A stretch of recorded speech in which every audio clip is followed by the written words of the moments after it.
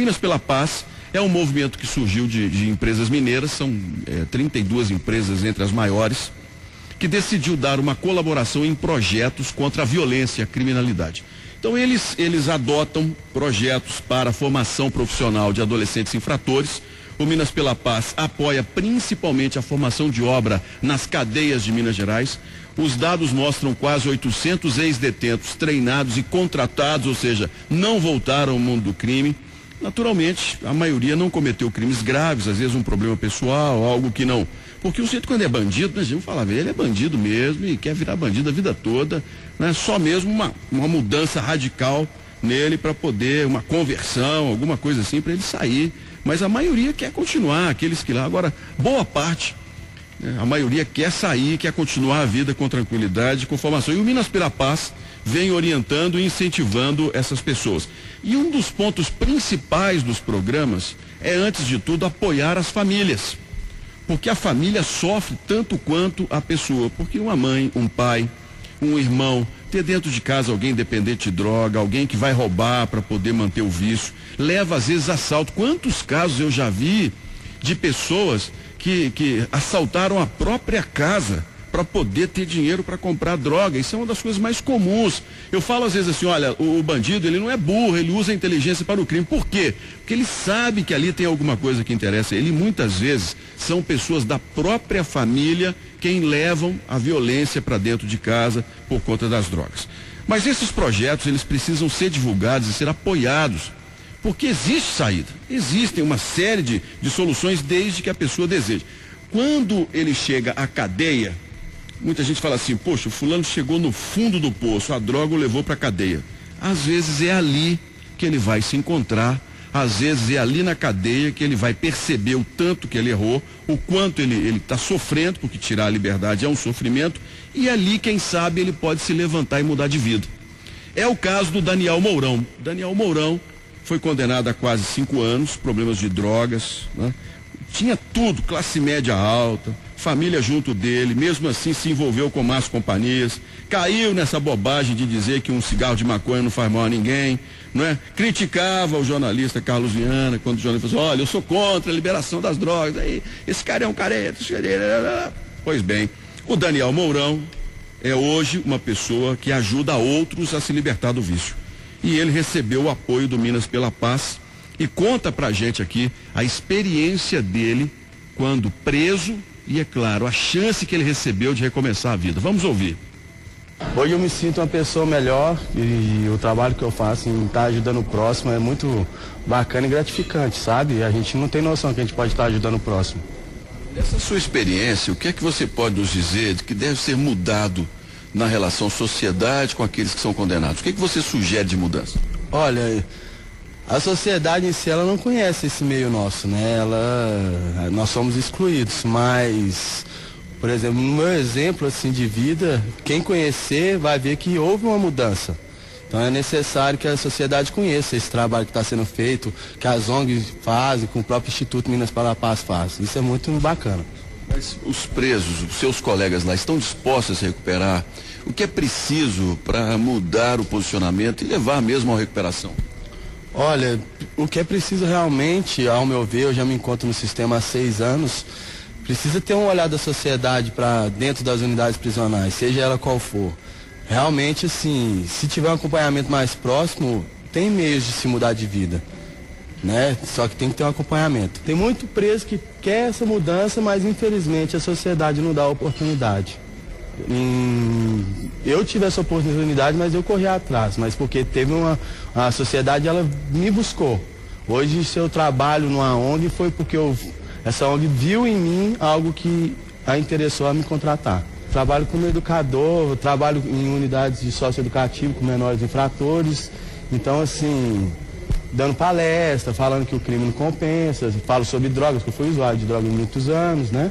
E o que você percebe dessa juventude hoje em dia, desses menores infratores? Como é que está a situação da inserção da criança, do adolescente no crime? Olha, a questão é uma coisa que vem muito de raiz, né? Os menores infratores, eu estava até conversando hoje mais cedo com uma outra pessoa, a gente conversando, eu questionei, né? Porque muitas vezes o adolescente ele já cresce com essa questão da droga na família. Então o apoio não tem que ser só para o adolescente, tem que acompanhar a família também. Antes de julgar o adolescente, tem que ver por que o adolescente está fazendo isso na vida deles. Agora, você como educador, quais são os exemplos práticos que você sugere que sejam implantados no sistema prisional? Olha, primeiramente é um acompanhamento mais próximo à família, que a gente vê os adolescentes, os próprios detentos em outras unidades reclamam dessa questão de não ter uma estrutura familiar. Então a primeira coisa seria fazer esse trabalho mais próximo, né, da família e do recuperando. E na formação profissional, o que poderia ser? Olha, eu acho que no meu caso é necessário, igual eu fiz um curso de planificação, eu fiz um curso de computação, e querendo ou não, é um curso que futuramente pode trazer benefícios a essas pessoas que estão lá dentro. Então tem que ter vários cursos dentro das unidades, né? Agora, você concorda ou não que a pessoa que comete um crime deve, de fato, cumprir a sentença dela, ainda que acompanhada, dentro de um presídio, que o sistema tem que funcionar na forma penal também? Olha, eu concordo sim, porque o que leva a gente a cometer um crime são vários fatores. Se a gente cometer um crime, a gente tem que pagar pelo nosso erro. Então é uma forma também de mostrar para a sociedade que quem cometeu um crime está sendo punido, mas a sociedade também tem que ver que quem foi punido hoje muda de vida também. Está aqui também a dona Esther Mourão, que é a mãe do Daniel, que nos deu esse depoimento. Quando o seu filho se envolveu no mundo do crime, como foi essa fase para a família? Foi terrível, foi um choque, né? Porque a gente não esperava, né? Apesar de saber que ele estava na confusão, né?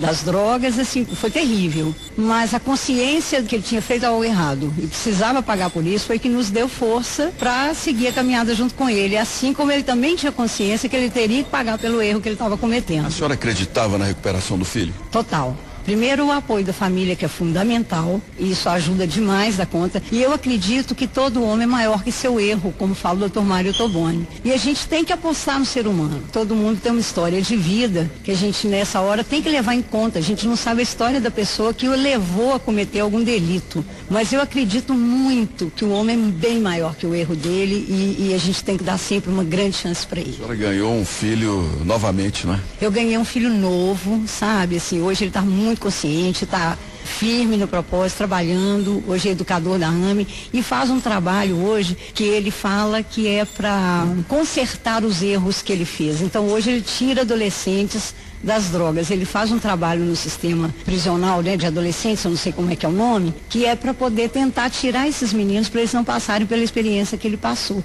Ele tem isso como meta de vida dele. Isso é lindo, né? A senhora como mãe, qual o conselho que daria a outras que estão com os filhos entrando na adolescência? Que tipo de cuidados e até de detalhes as mães devem prestar atenção junto aos filhos?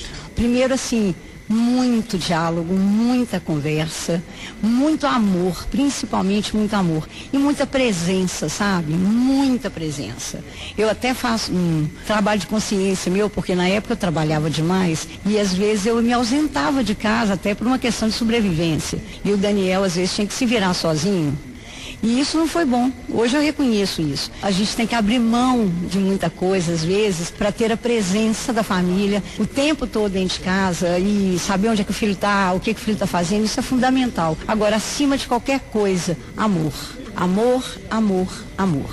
É tão bom a gente ouvir um depoimento de gente que conseguiu se superar, né? E superar as dificuldades.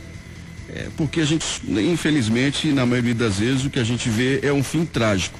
É a mãe chorando a perda do filho, é aquele que está preso ali e muitas vezes não consegue mais retomar a própria vida. Então há esperança e eu acredito sempre nela.